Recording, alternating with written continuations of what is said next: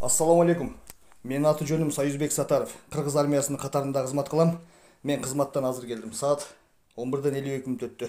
Урматтуу кыргызстандыктар, аскер адам болгондон кийин аскер формасын кийип монтип коомчулукка чыгыш бул туура эмес нерсе. Буну жакшы билем. Аскердик уставтарга да туура келбейт. Буну да жакшы билем. Бирок кыргызда жакшы сөз бар. Баш кесмек бар, тил кесмек жок дейт. Ошон үчүн акыркы коомчулукта аскерлер, армия жөнүндө деги эле өлүмдөр жөнүндө бир эки ооз сөз айткым келди. Айтканга акымда бар, укугум бар деп ойлойм.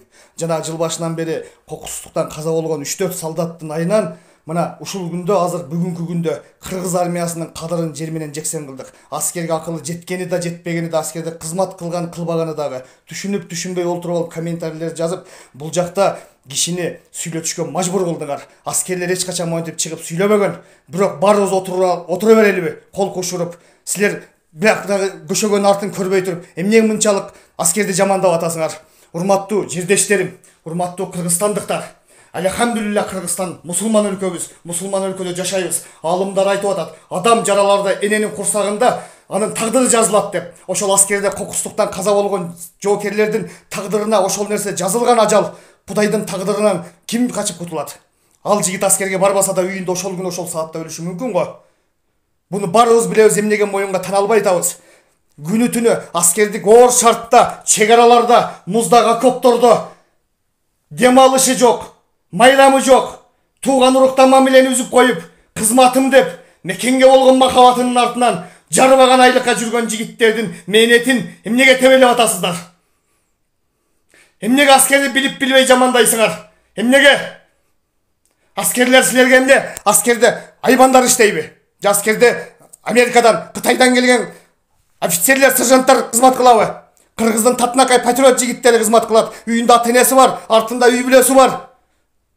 Эмнеге мынча аскерди кордоп, аскер жөнүндө жаман сөз айтып калдык? 90% элибиздин бар аскерди жамандап калды. Эмне себептен? Урматтуу кыргызстандыктар, акыйкатты карайлы. Аскерде кызмат кылган жигиттер бар, мына 500 000 кошунубуз бар, бизди мактанган. Мына былтыр мурдагы жыл деген эгемендүү алгандан бери кызмат кылган 500 000 армиябыз бар. Мына биздин мактанарыбыз. Учубуз кур эмес үчүн жок болуп кетпей келатабыз, урматтуу туугандар. Аскерде Кудайдын жазган тагдыры экен, каза болгон жигитти бетке кармап, аскерди жокко чыгардык го. Мына азыр барың уктап атасың. Түн жарым 12 болгон атат. Барың Фейсбукта бойдок аскерге милдеттүү жигиттер мына азыр чакырсак келбей, батыр болуп, бирок Фейсбукта жатасыңар. Азыр атыш болуп атат. Азыр согуш болуп атат. Мекенибизде босогобузда душман турат. Сен экөөбүздүн ата-бабабыз жаткан топурактын үстүнө келип зара ушатып, зына кылып кетип атат. Азыр ушул саатта, азыр мына. Муну эмнеге көрбөй атабыз? Өмүрүн арнаган, өмүрүн мекенге арнаган толтура офицер, сержант, прапорщиктер бар. Булардын чекесинен аккан форманы коз көрүнөт дейсиңер. Коздуктун артында эмне деген мээнет жатат? Кудайдагы айткан бардык нерсе мээнеттин артында. Намаз оку, башка кыл, анан бейишке. Ошонусуңар да ушундай коз форманын артында эмне деген мээнет жатат? Акылыңар жетпей армияны жамандайсыңар. Ошол чекесинен аккан мээнет кылган патриот жигиттердин мээнетин жер менен жексен кылганга бүгүн кантип жол берип атасыңар? Кыргыз армиясы бар үчүн тынч бейпил жашоо болуп атпайбы? Эмнеге балдар аскерге келбейт? Эмнеге? Анткени үйдөн тарбия жок болду да азыр. Үйдө тарбия жок. Мекенди сүйдөбөйт. Наоборот, мен мамлекетке карыз берем. Мага пособия бербесе, пенсия бербесе дейсиңер. Жакпай атса кетпейсиңби? 7-нчи атабыздан 100-нчи атабызга чейин ата-бабабыздын арбагы жатат. Караңыздар, кандай коз бейиштей жерде жашайбыз. Бул бейиштей жерди сактап калуу үчүн эмне деген мээнет терди төктү. Кече кокустан өлгөн ошол 3 солдат эмес, тарыхта ушул бейиштей жерди сактайм деп 300 000 деген аскердин каны кеткен. Каны төгүлгөн тоолорубузда. Буну эмнеге айтпайбыз? Айкөл Манастан баштап кече курман жататкан балдарына чейинки батырларды мына бүгүнкү күнгө чейин мактанабыз. Барсбек Каган планетаны 3төн бирин башкарган. Биз каганат курганбыз дейбиз. Тарыхыбызга жалып алып мактанабыз күндүгө. Кечеги боюнда бар аялдын ичин жарып, мага кошуласың деп ультиматум кылган казактын акыркы ханы Керен Сарыны чөгөлөтүп башына алган кыргыздын азганактай жигиттери. Кыргыз эзелтеден тарыхта улуу эл, жоокер эл деп күнү түнү мактанабыз. Бирок акыйкатта бүгүн чыныгы жашоодо бул нерсе жок болуп атпайбы? Ата-бабабыздын айткан сөзү бар. Чептен эрдин күчү бек деп. Мамлекет канчалык армияга акчаны көп бөлүп, курал алып, заборлоп, тосуп алганда да буякта духуң жок, аскерди сүйгөн, мекенди сүйгөн патриот жигиттер жок болсо, анын баары эмне? Мына ушул чептен эрдин күчүбек.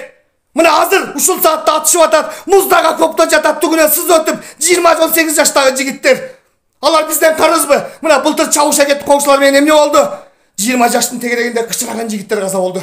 Ошол кезде барыбыз Facebook'tan 5'e çıksın dedik. Ertesi unuttuk. Mına murda günü kimin estedin oşo 3 balanı? Артында tukumu kaldı bir gelgen ömürde. Ümiti var ele, maksatı var, latenesi var ele. Mına hazır atışıp atat. Kuday saktasın da kança olsun oktiyet. Jürögün düküldep bir orunda otur albaysın. Anamda asker zaman barın kanaysın. Instagram, Facebook, timelep erkek balдар kızlar daldağından başka koldan eşteke gelmeye kaldı hazır. Barın batırsın, çınıgı jaşı 10 balan askerge çakırsan 8'imi orumda kaldaysın. Ekon okuyayım dep kaçasın.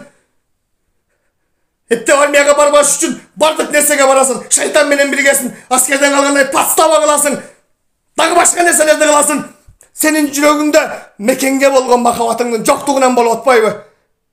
Bizden kийinki urpak erteң emnene maktanat. Barыбыз mына hazır 100% alternatif bolup aldık. Densolugum jarabayt dep. 100%.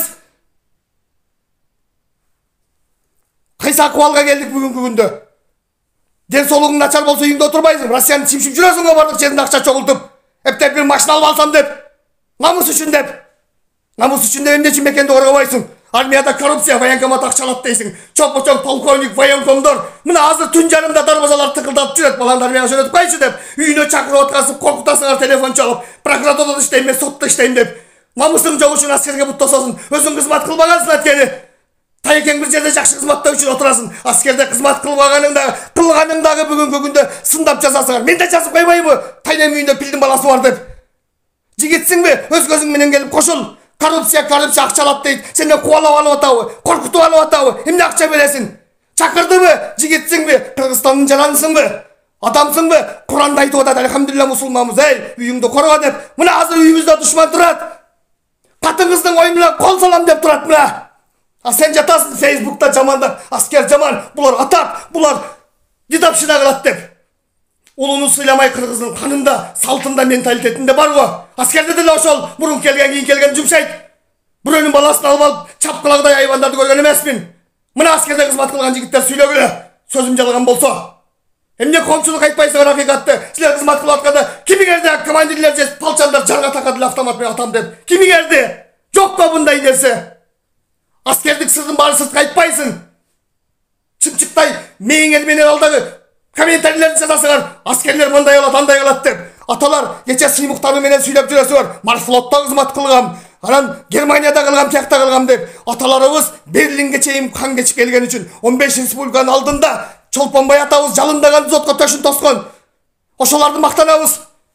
Keçegi boyunda var ayaldardın işin jargan, Kazaktın kelin sarısın çökölötüp başına algan Kırgız nazganaktay jigitleri. Oşol tarık öz mene maktanabız. Bugün gana bir yok. Bizden 50 yıldan kimdi maktanat? Alternatif olduk bardığız deyli mi? Mına hazır şu saatte jatasın uyuңda. Atışıp atat. Muzdaga kopto jatat. Anan armiyan emnege jaman deysiңер. Sen kelip durup katarыбызга koşul. Korrupsiya, военкоматтар акчалат deysiň. Bilbe. Kelip koşuldak aralaş. Öz gözüň menen kör. Anan süйлö. Askerde kızmat kılbagan jigitlerge tarınasın. Asker adamın düşünüp поддержкага чыгышпайт. Жашоодо баары болот. Аскерде кызмат кылгандагы, кылбагандагы кадырланбай аткан заман болуп атат. Мен көрүп атам. Кыргызстанда жашап аткан башка улуттар унуттугар аскер жөнүндө ойлоңуңар келбейт силер башка улуттар. Ата-бабаңар башка жерден бакыт издеп таба албай, менин жериме келген бейиштей жериме. Эмнеге ойлонбайсыңар силер? Эмне барбайсыңар? Армияда улутка, жашка жерлерге бөлүнбөйт. Кыргыздын патриот жигиттери бар үчүн учубуз кур эмес үчүн мына ушул күнгө чейин жок болуп кетпей келатабыз. Бирок эмне үчүн өлөт деп эле ушул суроону бересиңер. Түшкө чейин TikTok'то уктаса түшкө чейин, түнү менен TikTok'то отурса, Facebook'то отурса, ал балар аскерге алып барып форма кийип, курал карматып, киминди 2 жолу ырдатып, мекенди сүйгө үйлөтүп, согуш өнөрүн үйрөткөнгө түшкө чейин уктап көнгөн балаңар эртең менен тура албай атпайбы? Жүрүнү бош болуп чуркай албай атпайбы? Курал кармап чуркай албай атпайбы? Мекенге болгон махабаты жок болуп атпайбы анткен ал балалардын? Анан мен уктай албай атам, тура албай атам десип айтсынбы? Анан атынып атпайбы өзүн? Аталар эмнеге тарбия бербей атабыз? Апаларыбыз тандап тийдиген эле го. Ошол эмнеге бүгүнкү күндө аткарбай атабыз? Аскерде кызмат кылдыбы деп апалар тандап жүрбөйгө тийгенсиңер. Кыздарыңардын баарын альтернативтерге бердиңер бүгүнкү күнү. Альтернативтер кыздарыңарды коргой албайт дагы.